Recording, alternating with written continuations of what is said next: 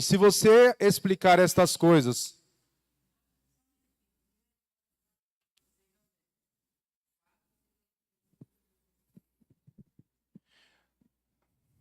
NVT. Se você explicar estas coisas aos irmãos, será um bom servo de Cristo Jesus, nutrido pela mensagem da fé, pelo bom ensino que tem seguido. Não perca tempo discutindo mitos profanos e crendices absurdas. Em vez disso, exercite-se na devoção. O exercício físico tem algum valor, mas exercitar-se na devoção é muito melhor, pois promete benefícios não apenas nessa vida, mas também na vida futura. Esta é uma afirmação digna de confiança e todos devem aceitá-la.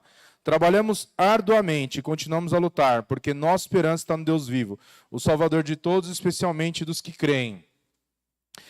O verso 6, ele vai dizer assim: se você explicar estas coisas aos irmãos, será um bom servo de Cristo Jesus. Ok? O que Paulo está dizendo aqui para Timóteo se refere imediatamente aos versos anteriores. Agora fecha a Bíblia de vocês. Pode tirar. Fecha a Bíblia de vocês. Sem olhar na Bíblia.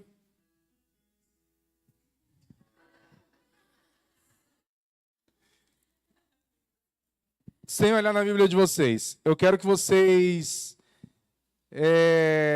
lembrem aí, a gente vem pregando de forma expositiva a carta de Paulo a Timóteo desde o ano passado. Agora a pergunta que eu quero fazer para vocês é o seguinte: com exceção da minha família, da minha casa, Nicole, Júlia e Daniel, eu gostaria que vocês me dissessem qual o assunto que Paulo está dizendo aqui, que sem olhar na Bíblia, que se Timóteo explicasse essas coisas aos irmãos, ele seria um bom servo de Cristo. Quem lembra qual foi o tema da última pregação? Essa é difícil. Vocês não lembram nem da semana passada? Ah? Tá, muito subjetivo. Muito subjetivo. Muito subjetivo. Foi. Não teve PG. Não teve PG. Foi. E aí? O que vocês lembram?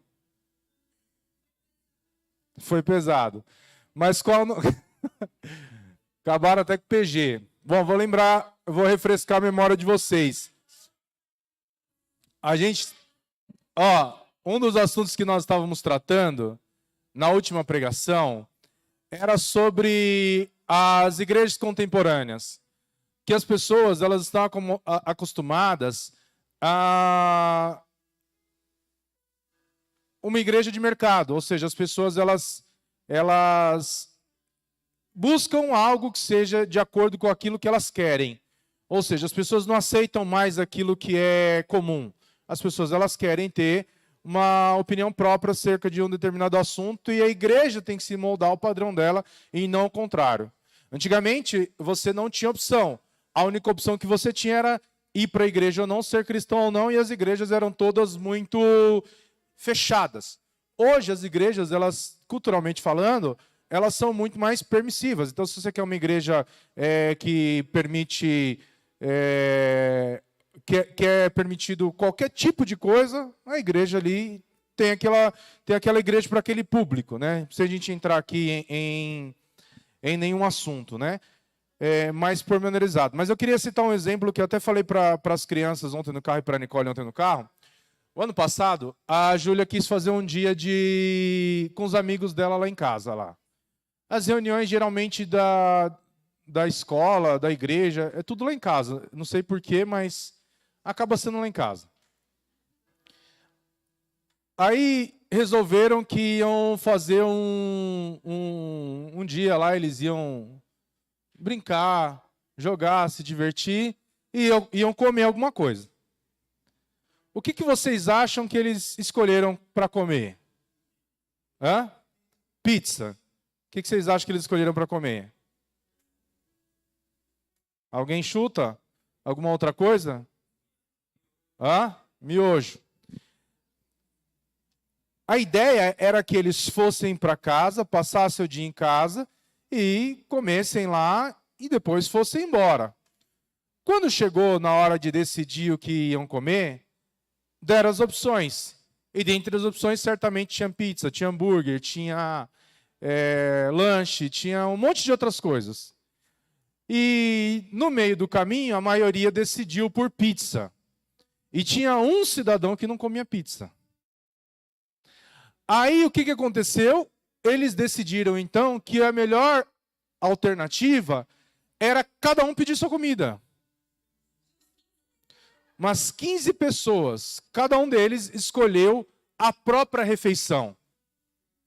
Abriram o iFood, quem queria hambúrguer pediu hambúrguer, quem queria pizza pediu pizza, esfirra pediu esfirra, quem queria poke pediu poke, quem queria comida japonesa pediu comida japonesa, e cada um comeu uma coisa. Ou seja, 15 adolescentes não conseguiram nem decidir juntos o que iam comer.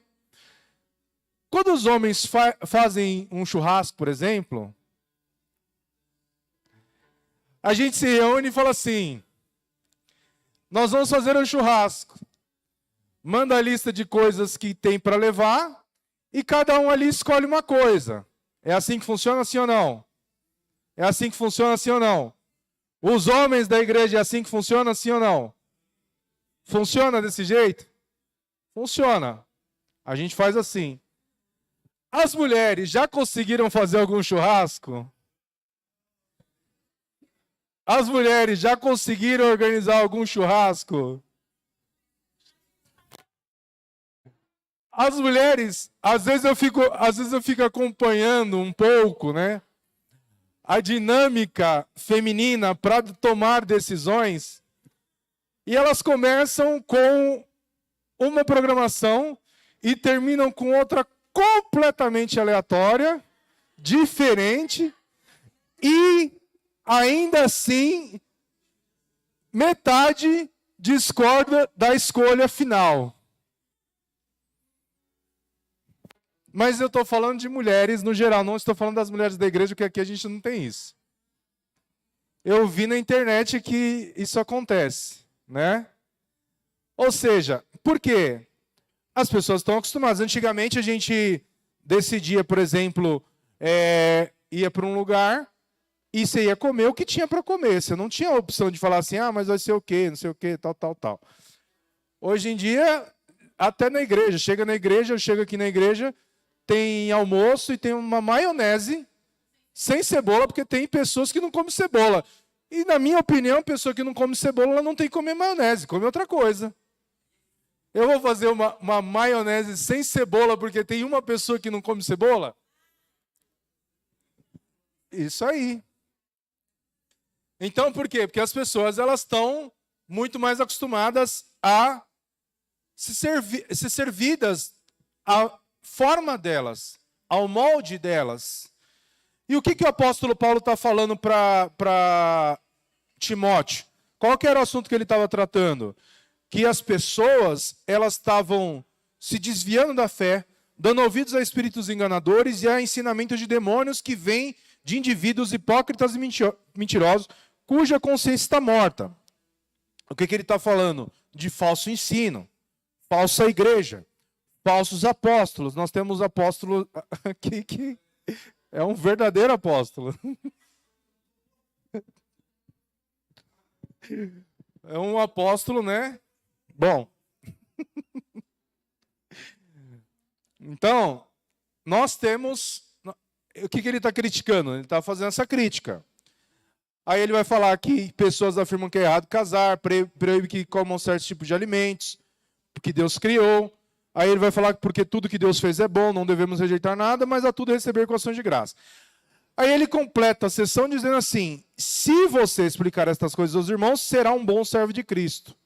Jesus nutrido pela mensagem da fé e pelo ensino que tem seguido. Aí o que ele vai falar? Não perca tempo discutindo mitos profanos e crendices absurdas. Já pensou se a gente gastasse tempo para falar de coisas que aí no mundo, aí fora, nas igrejas, eles vão falar a respeito do que é o pensamento deles? Então, não sei se vocês já viram, tem gente que gasta tempo falando que você não pode chamar Jesus de Jesus, porque Jesus tem um nome hebraico, e esse nome que é o nome de Jesus, você não pode chamar Jesus de Jesus. Tem gente que fala que você não pode orar se não for voltado para o altar, para o templo. Isso é uma coisa que vem de outras religiões. Se vocês lá no Brás tem uma mesquita, e na mesquita tem uma janela. E essa janela aponta para Jerusalém, para Meca. E essa janela, o muçulmano, ele só ora voltado para Meca. O que aconteceu? Depois de um tempo, com mais tecnologia, descobriu-se que a posição da janela estava errada. E eles tiveram que fazer uma outra janela. E toda a oração que foi feita na janela errada, o que faz? Anos e anos e anos e anos e anos de existência de orações que, por um erro geográfico, estavam indo para outro lugar que não Meca. O que você faz com essas orações? Ou seja, se precisa ter um jeito certo, né, um local, uma direção certa de orar. Eu estou falando de um exemplo, mas existem vários exemplos. E na semana, no final do ano, quando eu preguei no dia 22, a gente usou o exemplo e falamos dos cegos e o elefante, não é? Vocês lembram? Do Deus corda, Deus tronco, Deus muro, Deus ventarola. A gente falou, né, sobre isso. E aí o que ele vai falar? Que a gente não pode perder tempo discutindo isso, essas crendices absurdas, mas nós deveríamos nos exercitar na devoção. E quando ele vai falar de exercício na devoção, ele vai usar um exemplo que é um exemplo muito claro para a época e contemporâneo para nós até hoje. Ele está dizendo assim: o exercício físico tem algum valor, mas exercitar-se na devoção é muito melhor. Por que Paulo usa esse exemplo? Então, a gente precisa entender. Quem aqui gosta de fazer academia, levanta a mão. Quem gosta de fazer academia, levanta a mão. Levanta a mão. Quem gosta de verdade? Gosta, fala assim: eu gosto.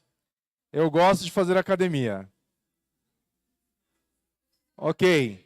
A gente tem aqui 2, 4, 5, 6 pessoas que gostam de fazer academia. E quem faz academia? Levanta a mão. Quem faz exercício físico? Levanta a mão. Faz, academia mesmo. Ok. Ou seja, tem uma parcela de pessoas que gostam e fazem, umas gostam e não fazem, e outras não gostam e fazem. Não é isso? Eu ouso dizer para vocês que ninguém gosta de academia. Ninguém gosta. Ninguém. Ninguém gosta de academia. Só o dono da academia. As pessoas gostam do resultado da academia. Se você pudesse comer sem engordar, ter saúde, sem precisar se exercitar, ainda assim você diria que você gosta de academia? Sim ou não? Mesmo assim, você diria que você gosta de academia? Sim ou não? Então, assim, a parcela diminui muito, porque a gente gosta do resultado daquilo, a gente não gosta daquilo. Certo? O que Paulo está dizendo, ele está comparando o exercício espiritual, a piedade, com o exercício físico. Para quem que Paulo está dizendo? Paulo está dizendo para uma cultura que valorizava os corpos atléticos e o exercício físico. Os Jogos Olímpicos, eles começam naquele contexto. Naquele tempo, antes até de Cristo, já existiam os Jogos Olímpicos. Por quê? Eles valorizavam muito os exercícios físicos, muitos corpos atléticos, muito esforço físico. Quando você olha para uma pessoa que ela tem um corpo atlético, que ela é forte, que ela é fibrada, que ela é uma pessoa esteticamente, um corpo construído na academia, com dieta, com alimentação, você sabe que aquilo é resultado de muito esforço, não é conseguido sem esforço. Não é conseguido. A pessoa, ela fala assim: eu quero treinar, mas eu não quero ficar grande. Quem é grande sabe o trabalho que dá e sabe que aquela pessoa nunca vai ficar grande. Nem se ela quisesse. A não ser que ela queira ficar grande igual eu. Aí é fácil. Se a referência de grande for eu sei o caminho, te ensino. Agora, se a referência de grande for alguém muito forte, muito musculoso, muito sadio, aí a pessoa, sem querer muito aquilo, ela nunca vai ficar. Ela nunca vai ficar grande. Ah, eu quero ir para a academia, mas eu não quero ficar grande. Não vai ficar. Pode esquecer que não existe essa possibilidade. Porque existe muita disciplina, muita abnegação, muita vontade, muito querer aquilo, mais que todas as outras coisas. E aí a gente vai entender o que Paulo está dizendo. A definição que Paulo vai falar de piedade é eusebeia, no grego eusebeia. O que é eusebeia? Tem um pastor batista de uma igreja de Zâmbia que ele vai dizer que eusebeia, o nome dele é Ronald Califungua. Ele diz que a piedade é uma vida centrada em Deus, onde seus pensamentos são centrados em Deus, seus sentimentos são centrados em Deus, suas palavras são centradas em Deus e suas atitudes são centradas em Deus. É um viver completo centrado em Deus. Para Calvino, piedade vai designar a atitude correta do homem para com Deus, atitudes corretas para com ele em fazer o que ele, atitudes corretas para com ele, fazer o que ele quer. Ele quem? Deus, fazer o que Deus quer. Piedade envolve tanto a teologia quanto a prática, não é um ou outro, mas os dois. Aí a gente pode usar um outro exemplo aqui para falar da academia, do exercício da academia. Ninguém vai construir um corpo forte e atlético sem querer. Não tem como você construir um corpo atlético e forte sem querer. É impossível você construir um corpo forte e atlético sem treino, sem dedicação e sem alimentação. A pessoa ela pode treinar muito, muito, muito mesmo, e não se alimentar corretamente, ela não vai conseguir ter resultado. Ela pode se alimentar corretamente e não treinar, ela não vai conseguir ter resultado. Para que ela tenha resultado, ela precisa dos dois.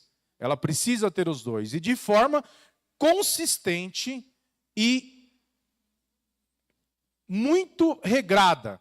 Ou seja, para uma pessoa que ela quer ser um atleta a nível profissional, não existe dia do lixo, não existe final de semana, não existe um dia sem treino. Então, a gente treina 3 vezes na semana, um atleta ele treina 10 vezes na semana. Ele treina todos os dias, ele tem um dia de descanso no máximo.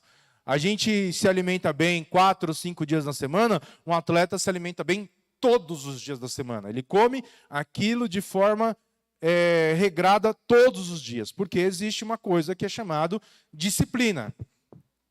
E o que o apóstolo Paulo está dizendo? Que o exercício físico ele tem valor, mas exercitar-se na devoção é muito melhor. Então, o que o apóstolo Paulo está dizendo? Aí ele vai falar, exercite-se, que na palavra, no grego ele tem a palavra gumnazo, que vai significar a palavra, que é de onde deriva a palavra ginásio ou ginástica, significa treinar, se exercitar, mas ela traz consigo uma ideia de um treinamento de um atleta rigoroso, que exige disciplina e sacrifício. Eu tive uma conversa com o Daniel no final do ano, e eu falei para ele, você quer ser atleta profissional? Você tem que mudar completamente sua vida. Você tem que parar de treinar 3 vezes por semana e treinar quantas vezes na semana? Não. Você tem que treinar 3 vezes por dia.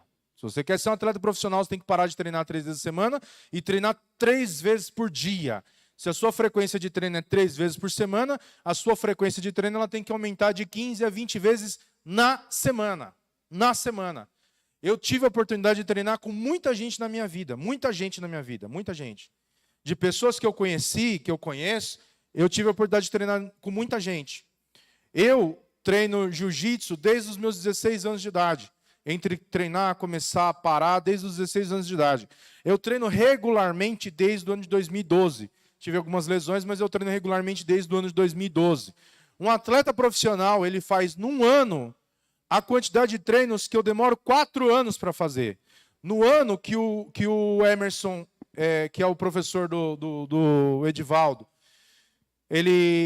dos meninos, ele pegou a faixa preta, ele fez 636 treinos, num ano que tem 365 dias.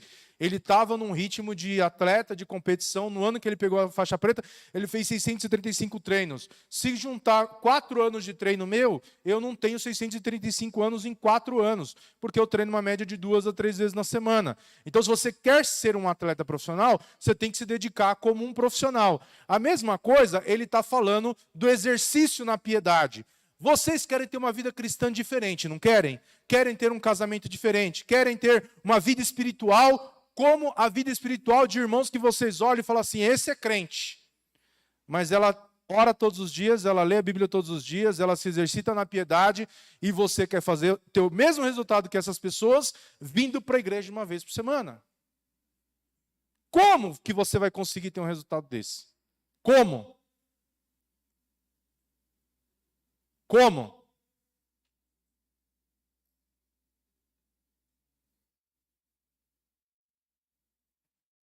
Se você quer ter resultado, você precisa fazer aquilo que você quer ter resultado. Às vezes, eu falo que eu faço dieta, as pessoas não acreditam. Mas eu tenho uma prova, eu mostro minha foto de quando eu era muito gordo. Ou seja, para chegar aqui, eu tive que passar por um processo. Agora que vai me colocar num outro patamar, é um outro processo que talvez eu ainda não esteja disposto a seguir. Porque eu gosto de comer de final de semana, eu consigo me alimentar bem durante a semana, mas no final de semana eu gosto de comer uma pizza, eu gosto de fazer um churrasco, gosto de ir num restaurante, eu gosto dessas coisas. Como que eu vou ter um resultado diferente fazendo as mesmas coisas? Como? É possível? Sim ou não? Não. Só que aí o que acontece? Muitas pessoas, elas acabam recorrendo a métodos milagrosos. O que são esses métodos milagrosos? É uma cirurgia. É uma injeção.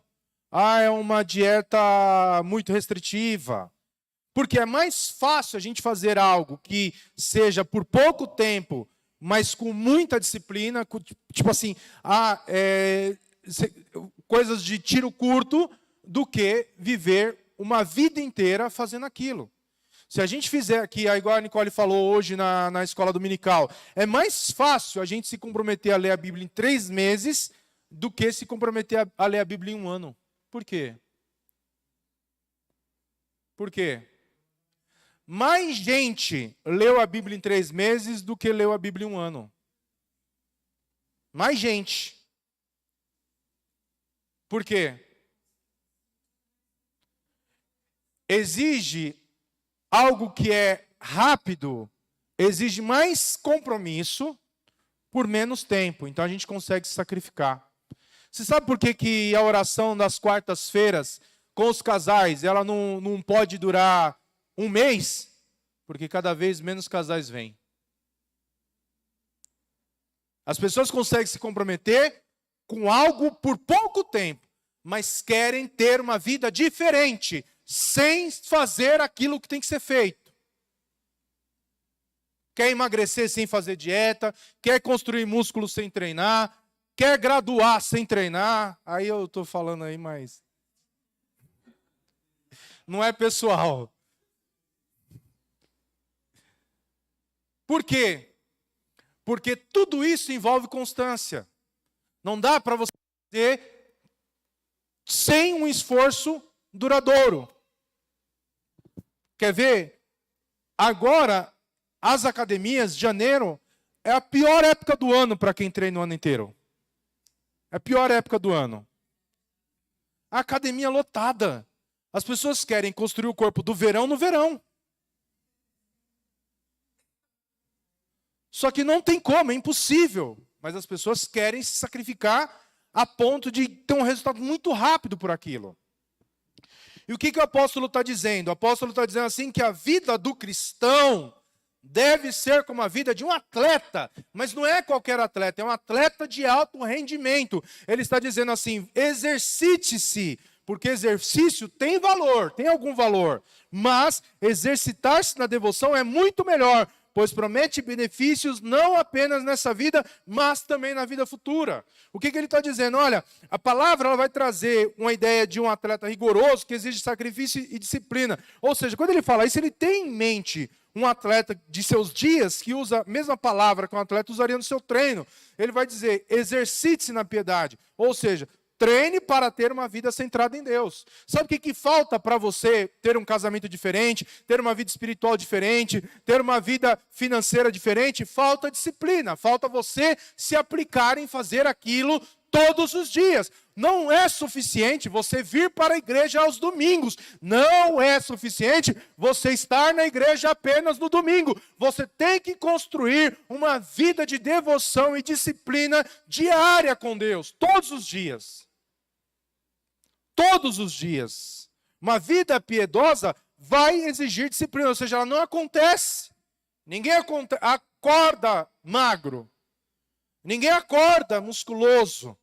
As pessoas ficam um tempo sem te ver, elas vão falar assim para você, nossa, como você mudou do nada. Já ouviram isso? Alguém olhar para você e falar que você mudou do nada? Que você fez alguma coisa do nada? Não é?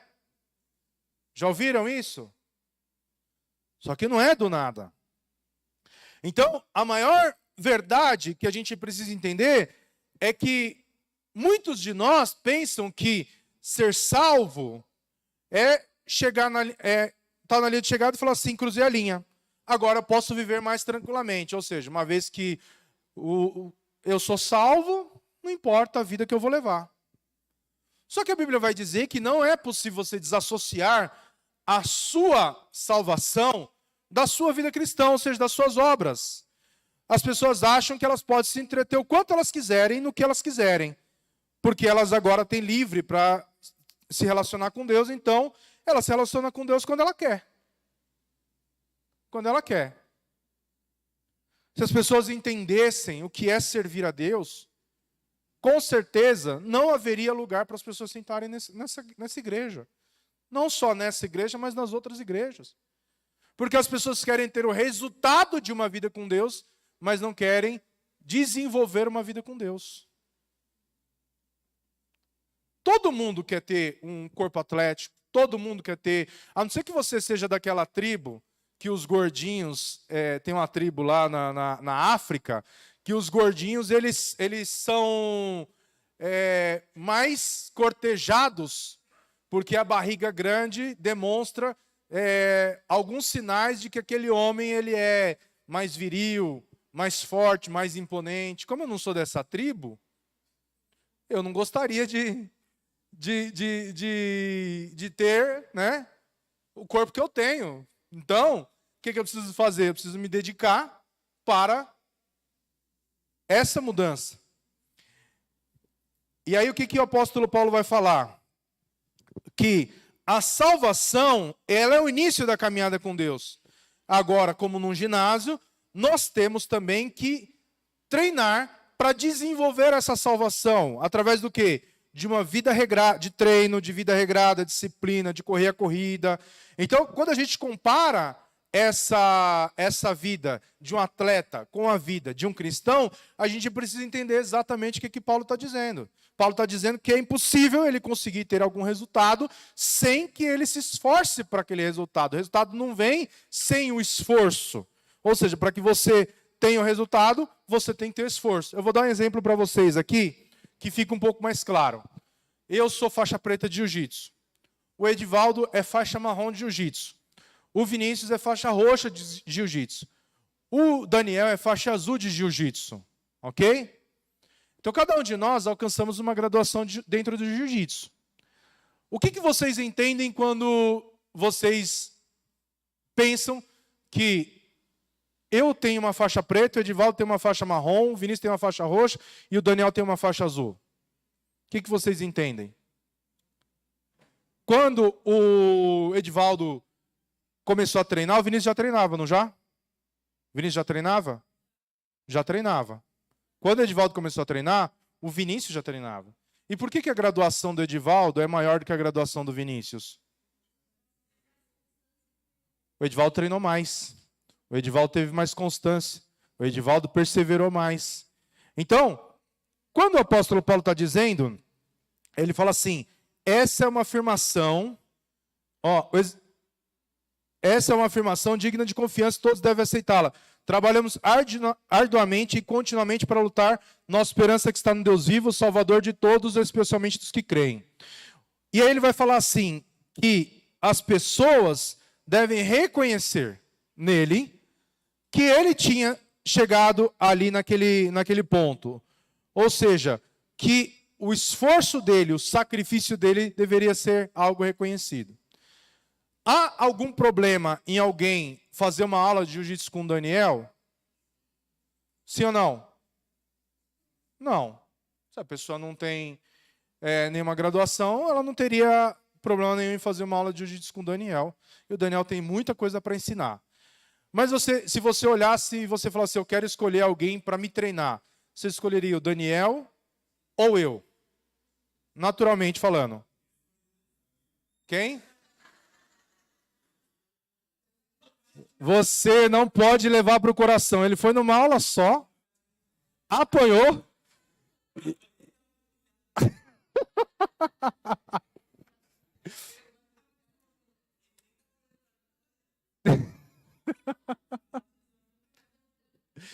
Já trancou a matrícula, uma aula, tesouro.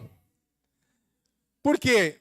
Porque a pessoa que ela tem uma graduação maior, você entende que ela está mais preparada para fazer aquilo. Isso não quer dizer que eu seja melhor ou que o Daniel seja melhor ou pior. Mas quer dizer que, pelo tempo que eu tenho fazendo aquilo, indica que eu tenho mais qualificação para aquilo. O que o apóstolo Paulo está dizendo? Que para que ele fosse um bom líder, para que ele fosse um bom pastor, para que ele fosse um bom treinador, ele tinha que também se exercitar igualmente. É aquilo que a gente fala. Se você chegasse e alguém recomendasse para você uma nutricionista, e aí falasse assim para você, olha, tem uma nutricionista muito boa. E aí você fala assim, pô, estou precisando perder peso. Aí você vai lá, paga uma consulta cara, a nutricionista muito boa, realmente, a nutricionista ela é excepcional, nutricionista muito boa, com muito currículo, com muito conhecimento, com muita formação, mas se chegou lá, a nutricionista ela é mais gorda que você. O que você faria? Você ia sair de lá, ia pegar a dieta e você ia falar assim, não, estou comprometido, vou fazer a dieta, porque eu sei que ela é uma boa profissional. O mínimo que você ia fazer era pedir reembolso. A gente está muito ligado a isso. A gente é muito ligado a esses sinais.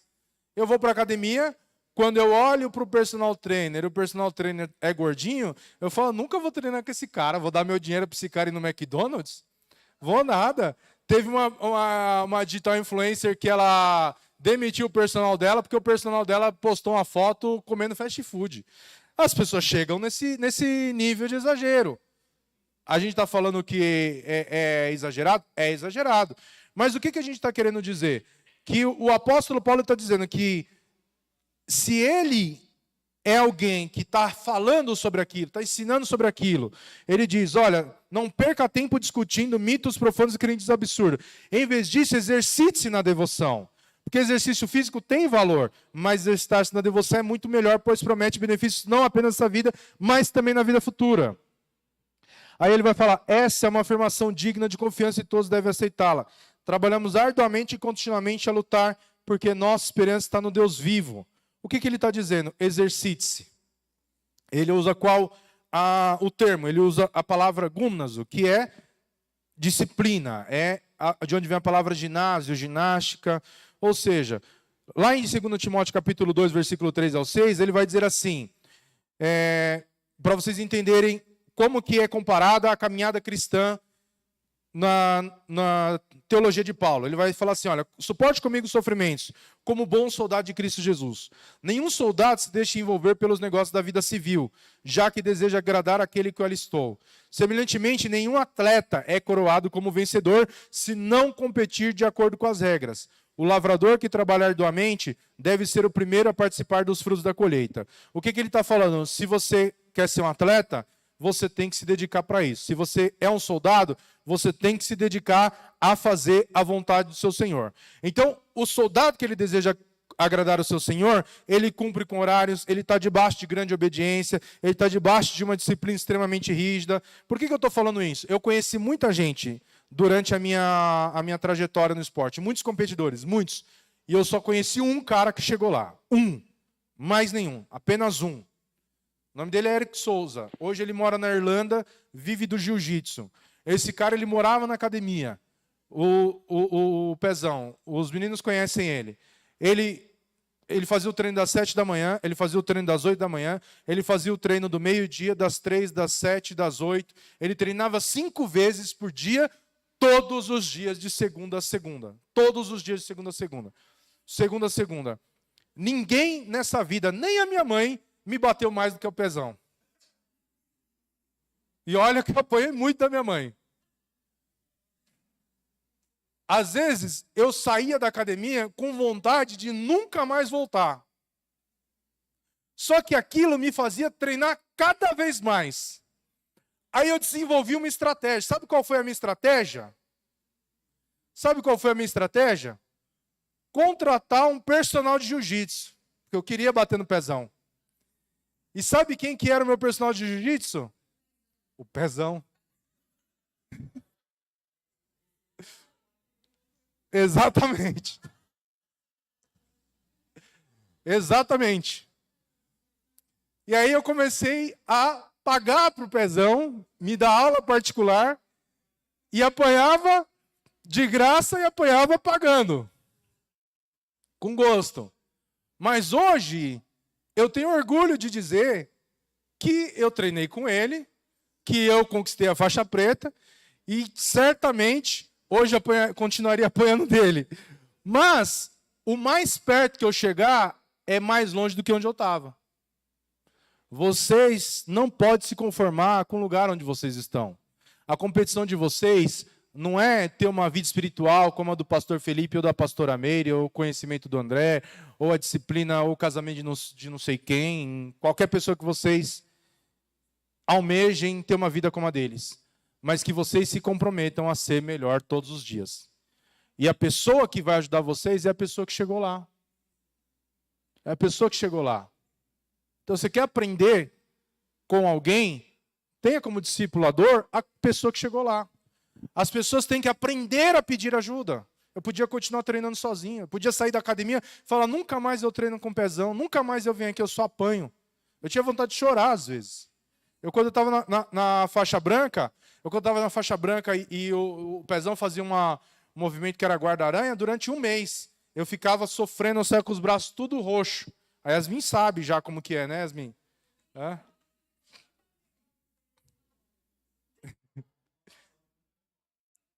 Ó, no dia que eu peguei a faixa azul, falaram pro Pezão assim, pega. Eu fui finalizado umas 15 vezes num rola de 3 minutos. Eu acho que, assim, nunca apanhei tanto na minha vida. Então, com quem você tem que aprender? Com quem chegou onde você quer chegar. Só que você tem que ser humilde o suficiente para dizer assim, eu preciso de ajuda. Eu quero me exercitar. Se eu quero ter resultado na academia, eu vou procurar quem? Lá na academia tem os personal trainers. Tem vários personal lá. Tem os fortes, tem os magros, tem os altos, tem os baixos e tem os gordinhos. Os gordinhos são os únicos que eu não sei nem o nome deles. Os outros eu sei pelo menos o nome. E tem uma lá que está com a camiseta lá que está escrito estagiário. Ou seja, que resultado que eu quero ter? Eu tenho que andar com quem chegou onde eu quero chegar. Exercite-se na oração. Exercite-se na piedade. Exercite-se em desenvolver e ter uma vida com Deus. Como que você vai fazer isso? Não é vindo em um culto na semana. Não é vindo em um culto na semana. Você não vai ter uma vida espiritual desenvolvida com Deus uma vez na semana. Não tem como você ter resultado fazendo as coisas desse jeito. Ah, mas o que eu posso fazer? Mas, além disso, tem um monte de treinador aí para te ajudar. Um monte. Se você ainda não tem um discipulador, procure um discipulador. Procure. Porque eu tenho certeza que a forma de você chegar onde você quer chegar é conversando com quem já chegou lá. Então, ele vai dizer, olha, trabalhamos arduamente e continuamos a lutar, porque a nossa esperança está no Deus vivo, Salvador de todos, especialmente dos que creem. A vida piedosa vai exigir disciplina diária. Então, quando a gente vai para a academia e vê as pessoas com aquele em forma, a gente fala assim, qual é o segredo? Como que você ficou assim? Ou seja, a pessoa vai falar para você o que ela fez. E nunca vai ser, eu treino 2 vezes na semana, eu venho de vez em quando, eu venho quando eu quero. Não, a pessoa tem uma vida regrada. Por que a gente tem deixado para se exercitar só uma vez por semana, então? Só no domingo? E quer ter uma vida espiritual no auge, voando, uma conexão com Deus fortíssima, altíssima. Ou seja, se sua vida cristã tem sido sem vida, sem temor, sem fervor, sem verdade, e você não sabe por quê, o que você tem que fazer? O que você tem que fazer? Exercitar-se. Aqui as pessoas não conseguem vir, muitas pessoas não conseguem vir nem na escola dominical.